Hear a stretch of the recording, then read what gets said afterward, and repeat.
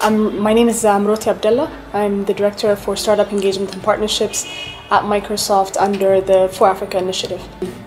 So Microsoft for years has been engaging with startups, with ISVs in the community. Under the For Africa initiative, which was launched last February 2013, we have actually renewed our engagement and our commitment to actually support more startups and more ISVs coming out of Africa, with the aim of doing a couple of things. One, driving innovation in Africa, identifying the guys who are coming up with great solutions in Africa, but more importantly, giving them a platform that allows them to not just be African solutions, but also global solutions. So we're interested in a number of startups, and I think the common assumption is that we're actually just focusing on supporting startups that are in the tech area, when in fact that's not really it. I think we're looking at startups that are working in all growth sectors and areas that have an impact in Africa. That includes education, that includes agriculture, finance, SMEs, business-to-business solutions, business-to-consumer solutions, but all applications that drive relevance and impact in Africa. In Africa, I think that the primary assumption is that there is a number of solutions and startups that are ready for investment, and that's not actually true. I think over the last year and a half, as we worked very closely with a number of startups and also investors alike, our biggest lesson is that there are a number of startups that have great ideas but don't necessarily know how to monetize their ideas. In our engagement with startups, specifically over the last year and a half, one of the key areas that we've actually learned is that a lot of startups have great ideas but not necessarily have the know-how on how to take their solution to market, how to attract investment, how to market their solutions, but more importantly, where and how they can actually monetize on it. So our support has been technical, but a great deal of it has also been around go-to-market strategy. And we'll continue to invest in that to make sure that a number of solutions are actually able to go to market, and startup and developers and creators and entrepreneurs are then also able to monetize on it.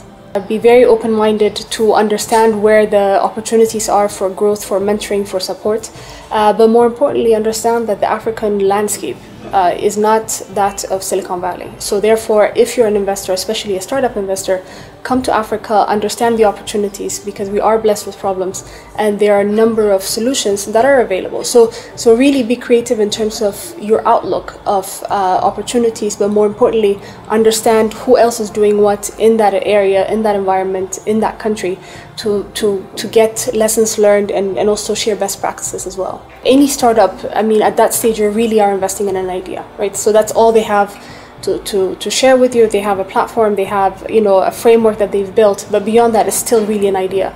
So what convinces me, and I think most other investors, as you're looking and hearing pitches, is the emotional involvement of that entrepreneur in terms of the story that they tell you, their understanding, but also their motivation to make sure that this actually succeeds, because that is really the catch at the end that allows you to go deeper. And that is essentially what you take away from a 15-20 minute pitch, for you to then be able to say, well, actually, I understand and I can connect with that problem. I understand because that problem exists, and if you see it, that means others will see it, and therefore the benefit will be greater, which presents you with more opportunity for you to actually solve a bigger problem. So definitely I would say, the solution, the uniqueness of the solution, the scalability of the solution, but more importantly, you as an entrepreneur, as an idea, as an innovator, your ability to sell that idea, your motivation, and also just your emotional connection to what you're trying to solve as well. It's the partnership between Demo Africa and Microsoft has really evolved a great deal since we first engaged during the first Demo Africa in 2012. And I think we started engaging very strongly then and have continued to support Demo Africa for a couple of primary reasons. One is Demo Africa is a great platform to bring a number of developers, entrepreneurs, innovators on the same platform at the same time, and really give them the opportunity to pitch their solution, but more importantly, get an audience that is able to connect with the drive and also the mission that they have as well. So for that reason, Microsoft has been supporting and will continue to support Demo Africa to achieve really what we want, which is allowing African developers, African innovators to find a platform solving African problems. So this will be essentially third year going in. So we definitely have a lot of expectation. One is in the number of the diversity in the number of participants will be there. The finalists, we hope to get more and more diversity in the number of countries that are represented. Gender diversity absolutely will be critical as we look at it.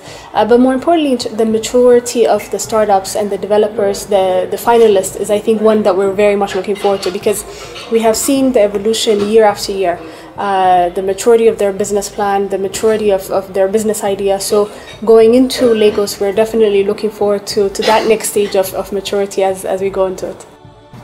Microsoft is very happy to be engaged and to be associated with Demo Africa, and in 2014 in Lagos, we're very much looking forward to strengthening our partnership. So we invite everyone to get involved. Entrepreneurs, developers, innovators, investors, those who are interested in supporting the ecosystem, get involved.